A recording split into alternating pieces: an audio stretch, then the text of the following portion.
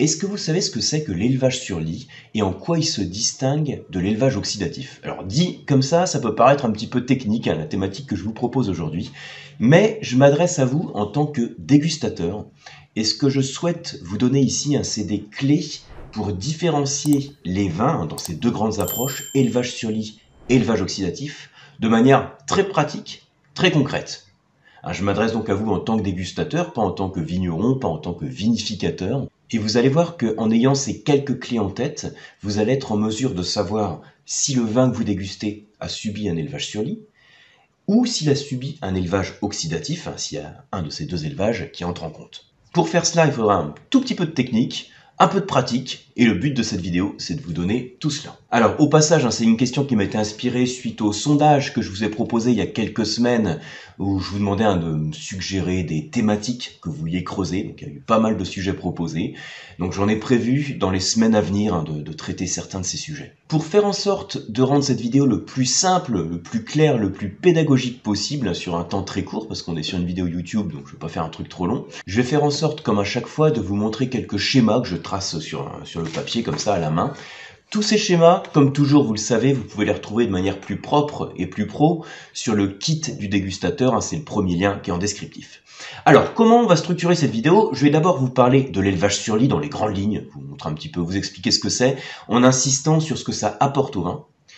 Je vais vous expliquer aussi en quelques secondes ce que l'on appelle l'élevage oxydatif. Alors, ce sera peut-être un petit peu plus que quelques secondes, le but ce sera de vous donner là encore des repères concrets.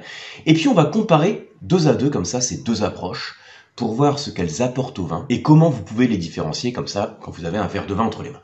Alors, on rentre tout de suite dans le vif du sujet. Je commence par vous donner 2-3 infos sur l'élevage sur lit. Alors, quand on parle d'élevage sur lit, il y a deux mots à comprendre, élevage et lit.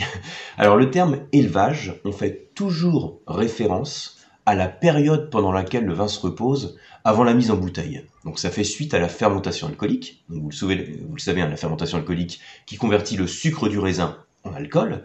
Donc la fermentation alcoolique, c'est un peu l'opération clé qui permet le passage du raisin au vin. Et ensuite, suite à cette fermentation alcoolique, on a la phase de repos du vin qu'on appelle l'élevage. C'est la première notion à avoir en tête. Alors vous le savez, l'élevage, c'est quoi les deux grandes approches dans l'élevage? Il y a soit l'élevage en cuve inox, pour faire simple, et l'élevage en fût de chêne. Les deux grandes approches. Et quand on parle ici d'élevage sur lit, on fait référence à quelque chose un petit peu particulier.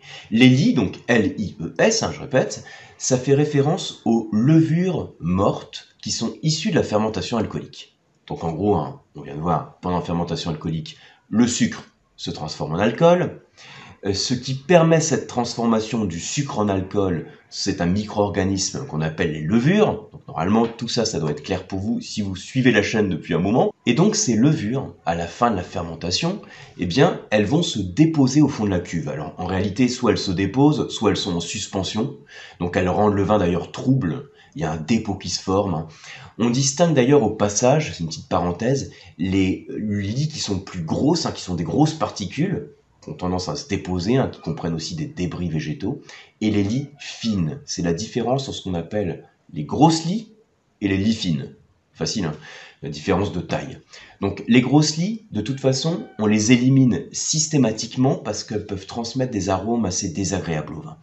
Par contre, ces lits fines, le plus souvent, on fait en sorte aussi de les éliminer en soutirant le vin, on appelle ça la clarification. Bon, on enlève les lits fines. Mais il y a certains cas, dans les vins blancs, où on va laisser le vin se reposer avec ses lits fines. Et c'est ce qu'on appelle l'élevage sur lit. Premier truc à retenir de cette vidéo, on laisse le vin se reposer avec les lits fines, qui sont les levures mortes, les particules les plus fines qui restent dans le vin. Qu'est-ce qui va se passer? Eh bien, il va se passer un phénomène qu'on appelle l'autolyse. Donc lyse, L-Y-S-E, autolyse en un mot. L'autolyse, ça veut dire la destruction, l'autodestruction des cellules des levures. Et ce phénomène d'autolyse, en fait, c'est quelque chose qui est assez classique dans la nature. À partir du moment où vous avez un tissu vivant qui pourrit, je sais pas, un fruit qui est tombé de l'arbre, un animal mort, par exemple, qui se dégrade, quand il se dégrade, il n'y a pas que les agents extérieurs, c'est-à-dire des animaux qui viennent manger l'animal mort ou qui viennent manger le fruit qui est tombé à terre, par exemple, il n'y a pas que ça. Il y a aussi une dégradation qui est faite par les propres enzymes du tissu vivant. Et c'est ça l'autolyse. Donc ma levure morte, hein, cette lie, le phénomène d'autolyse, ça veut dire qu'il y a des enzymes qui sont sécrétées par les levures mortes, qui vont en quelque sorte digérer cette levure morte, et ça va libérer un certain nombre de composés, comme des acides aminés, des esters, bon, voilà, en gros des composés qui vont apporter quelque chose au vin. Alors ce que ça apporte au vin, je vous le montre de manière assez détaillée à la page 173 de mon livre, je vous le montre ici. Donc ça impacte à plusieurs niveaux, hein. Ça peut être au niveau du visuel, surtout du nez, aussi surtout de la bouche. Pour faire simple, et pour vous le résumer en 2-3 mots, je vous l'ai fait un petit schéma un peu simplifié comme ça sur la feuille, je vous montre tout de suite. Voilà. Ici, donc, c'est l'élevage sur lit. Le facteur qui impacte le vin, c'est ce que je viens de dire, l'autolyse des levures. Et ça, c'est un nez, ça, c'est une bouche, hein. Au niveau du nez, ça va créer un certain nombre de composés aromatiques. Je vais citer en vrac une note de noisette, d'amande, de beurre, de brioche. Et aussi, on peut avoir des notes de fruits qui restent présentes, même du fruit assez frais, voire des notes florales. Alors, petite parenthèse, hein, il est vrai que les notes de beurre, ça vous dit peut-être quelque chose? C'est un composé aussi qui peut être apporté par un procédé qu'on appelle la fermentation malolactique, dont j'ai déjà parlé sur d'autres vidéos, je vous mets le lien aussi en descriptif. Donc tout ça c'est pour l'élevage sur lit, qu'on va pratiquer, hein, sur des grands vins de chardonnay, sur certains grands vins blancs aussi, hein, de champagne, sur l'appellation, hein, Muscadet Sévrémen sur lit, on a aussi le lit, hein, le terme lit qui apparaît dans le nom de l'appellation. Et retenez aussi que cette autolyse des levures, donc au-delà des caractéristiques d'arôme que je viens de vous citer, ça change aussi la perception de la bouche du vin. Pour faire simple, je dis que ça apporte un surplus de gras, d'onctuosité. Donc surplus de gras, d'onctuosité, on peut dire aussi que ça apporte une texture crémeuse. Mais ça rejoint, hein, le gras, le crémeux, l'onctuosité, ce sont des sensations gustatives, hein, de texture, qui sont apportées par un déficit d'acidité ou une augmentation du glycérol, de l'alcool. Tout ça, c'est des choses qui peuvent jouer sur le gras. Donc, j'en dis pas plus sur l'élevage sur lit parce que je voudrais comparer tout de suite avec l'élevage oxydatif. Qu'est-ce que c'est que l'élevage oxydatif? Eh bien, dans le cas de l'élevage oxydatif, on fait en sorte d'avoir le vin qui se repose, c'est le principe de l'élevage, avec un contact ménager avec l'air. Parce que normalement, quand le vin se repose avant la mise en bouteille, on fait en sorte de préserver le caractère fruité de ses arômes. Et pour ça, le truc classique, hein, vous avez le vin dans la cuve inox, et on fait en sorte qu'il ne soit pas oxydé, qu'il n'y ait pas d'oxygène qui vienne faire évoluer les arômes. On préserve le caractère fruité. Mais il y a certains cas, dans l'élevage, où justement, on fait en sorte d'intégrer de l'air, si vous voulez, ce qui fait que ça va changer le profil du vin. Il y a plusieurs approches dans l'élevage oxydatif, j'en ai déjà parlé à d'autres reprises, donc on pourrait dire, hein, déjà que le fût de chêne c'est une forme d'élevage oxydatif, mais voilà, les élevages oxydatifs purs, ça va être typiquement les vins de voile, que l'on fait par exemple sur les vins jaunes du Jura, où vous imaginez un fût donc, qui n'est pas rempli, donc qui est non houillé, hein, le houillage c'est le fait de remplir, donc qui n'est pas rempli. Donc du coup il y a de l'air comme ça qui est en contact avec le vin et ça l'oxyde. Dans l'exemple du vin de voile, vous avez en surface du vin un voile de levure qui se forme et qui va en partie protéger le vin d'une trop forte oxydation et transmettre des caractéristiques au vin. L'élevage oxydatif, ça peut être aussi certains vins doux naturels que l'on va mettre, vous savez, dans des bonbonnes de verre au soleil, j'en ai déjà parlé aussi à d'autres reprises, dans une bonbonne qui n'est pas complètement remplie, et du coup, ça aussi, ça crée un élevage oxydatif. Donc ça, c'est différentes approches dans l'élevage oxydatif. Alors, qu'est-ce qui change par rapport à l'élevage sur lit? Eh bien, c'est plus le même facteur qui vient impacter le vin. Vous vous souvenez, hein, sur l'élevage sur lit, je vous avais dit, c'est l'autolyse des levures. Alors que dans l'élevage oxydatif, logiquement, eh bien, le facteur qui joue, hein, c'est l'oxydation. Donc c'est l'oxydation, on ne recherche pas l'autolyse des levures, qui transmet certains arômes spécifiques, mais ce contact de l'air avec le vin va créer aussi de nouveaux composés aromatiques, dont certains vont être communs avec l'élevage sur lit. Typiquement, l'oxydation de l'alcool du vin, donc de l'éthanol, crée un composé qu'on appelle l'éthanal et qui donne des arômes un peu de pommes assez mûres, voire de noix. Donc moi je vous liste ici les arômes classiques que l'on a dans une approche oxydative. Donc note d'amande, note de pomme mûre.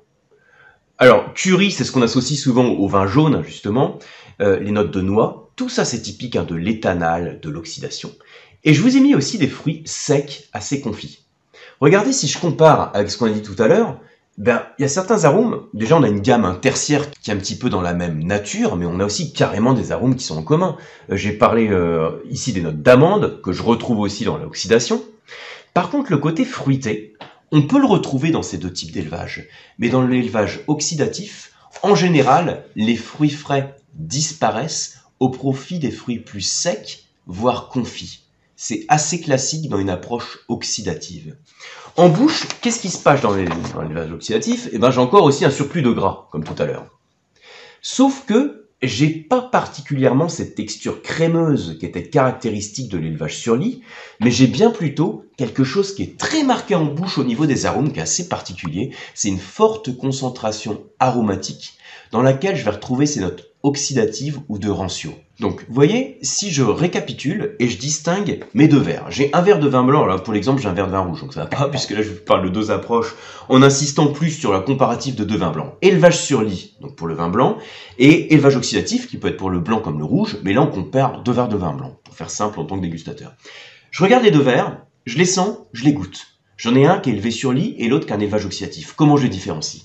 Eh bien, c'est simple, J'ai certes des caractéristiques d'élevage qui sont communes, des notes tertiaires qui sont communes, un surplus de gras en bouche qui est commun aux deux approches. Néanmoins, je vais retrouver ce côté brioché et une certaine fraîcheur qui va rester dans l'élevage sur lit, alors que l'approche oxydative va exacerber les fruits secs et les fruits confits, et ce côté aussi éthanal de noix et de pommes mûres qu'on va pas retrouver dans l'élevage sur lit. En bouche, je vais aussi les distinguer. Certes, je vais avoir un surplus de gras, une acidité qui va être moins exacerbée avec ces deux approches d'élevage, mais l'élevage sur lit va exacerber le côté crémeux, alors que dans l'élevage oxydatif, c'est plus la concentration d'arômes oxydatifs qui va me permettre de repérer ce type d'élevage. Donc voilà pour ces comparatifs. Alors là, le but, après cette théorie, c'est de pratiquer. Donc procurez un devin sur ces approches, et puis vous goûtez. Vous comparez à chaque étape. Là, j'ai pas parlé du visuel, j'ai parlé du nez, de la bouche, mais vous pouvez faire le comparatif sur les trois étapes, visuel, olfactif, gustatif. Et vous allez retrouver ce tableau que je viens de vous présenter, que vous avez de manière plus propre dans le kit du dégustateur qui est sous la vidéo. Merci pour votre attention, j'espère que vous avez appris plein de choses, c'est le but de la vidéo. Merci de la liker, de la partager. On se retrouve sur les cours d'onologie et sur les formations sur le site lecoam.eu et sur le club du dégustateur. À très bientôt et santé à vous.